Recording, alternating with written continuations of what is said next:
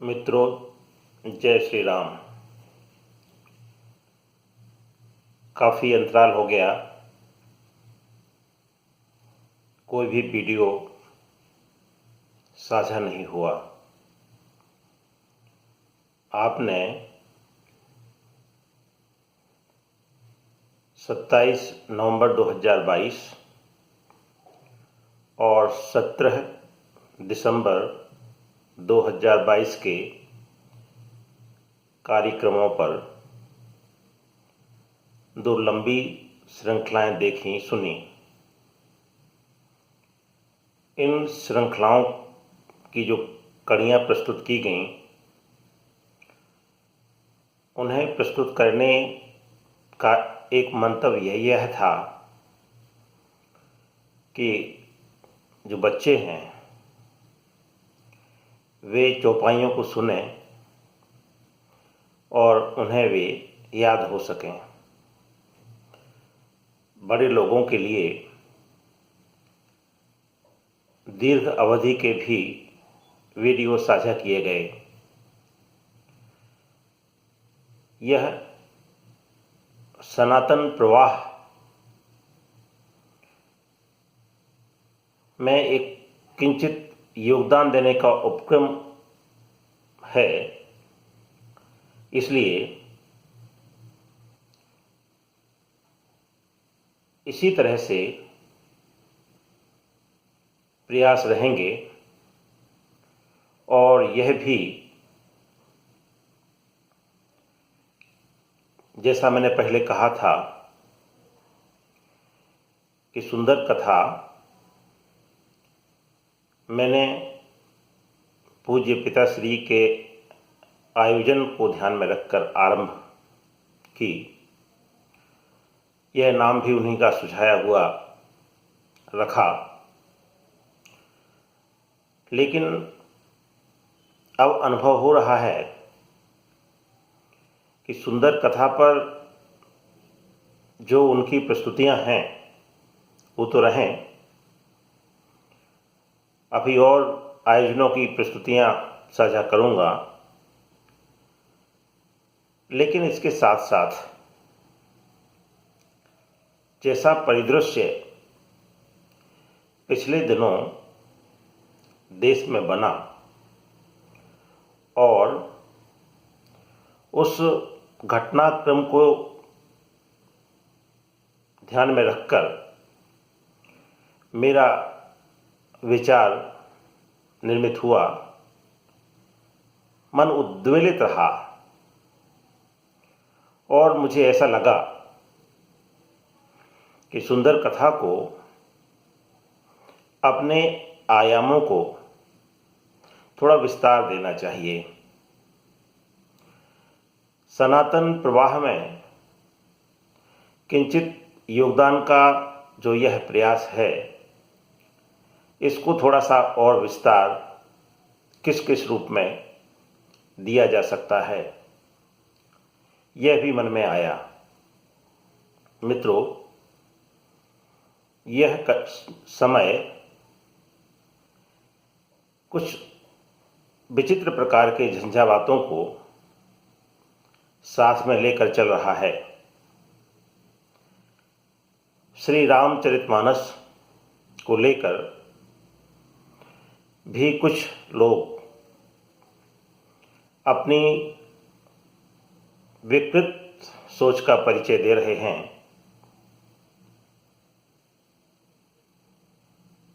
यह सब वैसे ही है जैसे बरसाती नदी में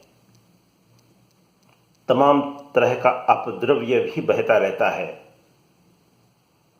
इसलिए ऐसे लोगों के प्रति क्या कहना। लेकिन पिछले दिनों एक और विमर्श भी सम्मुख आया। वह विमर्श था सनातन का विमर्श। वह विमर्श था हिंदू राष्ट्र का विमर्श। हनुमान जी महाराज की असीम कृपा से यह विमर्श आरंभ हुआ और राष्ट्रीय परिदृश्य पर छाया हुआ है। बागेश्वर धाम जो मेरे गृहग्राम के पास में ही स्थित है, वहाँ के आदरणीय धीरेन्द्र जी के वक्तृत्व ने, उनके वैशिष्ट ने लाखों लोगों को प्रभावित किया। इस संबंध में भी अगर मैं कुछ कहूँ तो मेरा कहना परम पूज्य देश के कथावाचकों की तरह ही होगा। परम पूज्य रामभद्राचार्य जी की तरह ही होगा। परम पूज्य पुरी पीठाधीश्वर जी की तरह ही होगा। उसी श्रृंखला का एक अकिंचन पात्र में हूँ और कहूँगा कि यह सृष्टि बहुत प्रकार के रहस्यों से भरी हुई है और विज्ञान निरंतर इस सृष्टि को समझने की ओर अग्रसर है। मित्रों, मैं पहले से जब पुरवैया का संपादन प्रकाशन कर रहा था तो उसके संपादकियों में लिखता आया हूँ, उसकी अंतर्वस्तु में भी यह भाव निवेशित करता आया हूँ कि सनातन मूल्यों को, सनातन धारा को वर्तमान युग में भली प्रकार से स्थान देना आवश्यक है और जो विकृतियां उत्पन्न हो गई हैं उनका निराकरण भी आवश्यक है। एक और बात मैं कहना चाहता हूं, अगली कड़ी के बीच में अपनी बात का यह दूसरा क्रम रखते हुए, मित्रों, हम सनातन को आधे अधूरे रूप में स्वीकार नहीं कर सकते। हमें उसे उसकी पूर्णता में ही स्वीकार करना पड़ेगा, तभी उसका पूरा आनंद हम विभिन्न धाराओं में पा सकते हैं, चाहे वह आर्थिक क्षेत्र हो, चाहे राजनीतिक क्षेत्र हो, चाहे सामाजिक क्षेत्र हो, चाहे मनुष्य के सर्वांगीण विकास का कोई भी क्षेत्र हो। यह भी कि सनातन प्रवाह, सनातन धर्म किसी के विरुद्ध नहीं, वह मानव मात्र के कल्याण का धर्म है। वह प्रकृति के साथ में एकात्म बनाकर चलने वाला धर्म है। इसलिए उसका किसी भी पंथ से, किसी भी मान्यता के व्यक्ति से कोई विरोध नहीं। सनातनी किसी का बुरा नहीं चाहता मित्रों, पर सनातनी यह भी नहीं चाहता कि कोई उसका बुरा करे। इसलिए हमें चाहिए कि सनातन मूल्यों को मानते हुए आत्मरक्षा का हर यथासंभव यत्न करते हुए इस विश्व को, इस सृष्टि को, मानव मात्र को सुखी, संपन्न और वैभवपूर्ण बनावें। भारत राष्ट्र की बात भी छिड़ी।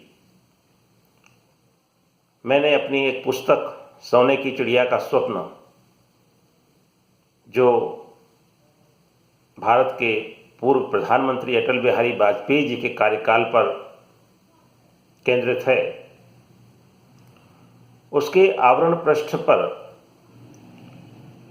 अखंड भारत का मानचित्र दिया था और यह अखंड भारत का मानचित्र हर सनातनी के हृदय स्थल में अंकित मानचित्र है। और यह वह मानचित्र है जो आज का नहीं, सहस्त्राब्दियों पूर्व का मानचित्र है। यह वह मानचित्र है जिसे प्रकृति ने रूप दिया है, जिसे प्रकृति ने गढ़ा है। इसलिए आज नहीं तो कल भारत को अपना वह रूप पाना ही है। और इसलिए नहीं पाना है कि आकार बढ़ाना है, इसलिए पाना है कि वह मानव मात्र के हित के लिए, कल्याण के लिए आवश्यक है। ठीक उसी प्रकार से जब हम शरीर की अभिकल्पना करते हैं तो उसमें पूर्ण पुष्ट प्रत्येक अंग की अभिकल्पना करते हैं, और ऐसा पूर्ण पुष्ट शरीर ही काम का होता है। इसी तरह से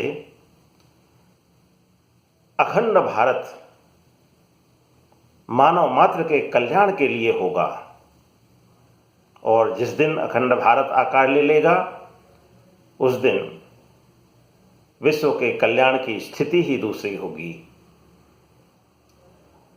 क्योंकि सनातन मान्यता है कि किसी को किसी प्रकार का दुख ना हो, किसी को किसी प्रकार की वंचना ना हो, किसी को किसी प्रकार का भय ना हो। और यही मूल्य श्री रामचरितमानस जन जन को सिखाता आया है। मित्रों, वे लोग जो पाठशाला नहीं जाते, वे लोग जो विद्यालय नहीं जाते, जिनको शिक्षक नहीं मिलते, उनका शिक्षक, उनका गुरु, उनका विद्यालय, उनकी पाठशाला श्री रामचरितमानस है। यह भारत के घर घर का वह आलोक है जो कभी घर को अंधकार में नहीं जाने देता। इसलिए मैं करबद्ध प्रार्थना करना चाहूँगा उन सब लोगों से जो श्री रामचरितमानस के विरुद्ध कुछ कहने का अनुचित कर्म करते हैं। सुंदर कथा पर सुंदरकांड, श्री हनुमान चालीसा, श्री रामचरितमानस के बारे में सस्वर प्रस्तुतियाँ, मीमांसाएँ तो मिलेंगी ही। इसके साथ साथ आने वाले दिनों में कुछ एक संकल्प इस तरह का भी मन में आया है कि हमारे जो धार्मिक स्थल हैं उनके वीडियो भी बनाए जाएं, उनके बारे में भी सुंदर कथा के दर्शकों को लाभान्वित किया जाए। इसलिए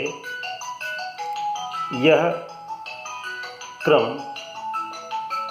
अगले अंकों में आरंभ होगा और इसका लाभ आप सबको मिल सकेगा। इसी तरह से और भी कुछ मन में भाव हैं जिनको अभी से बताना ठीक नहीं।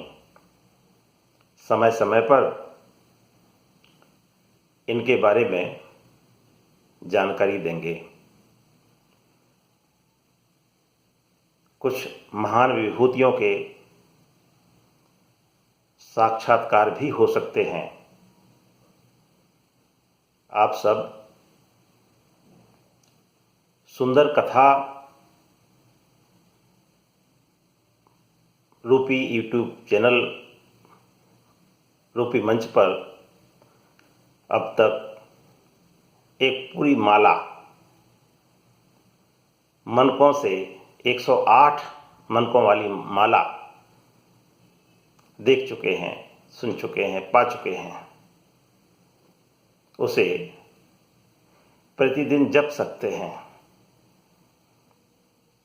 मैंने पाया है कि आप सब लोग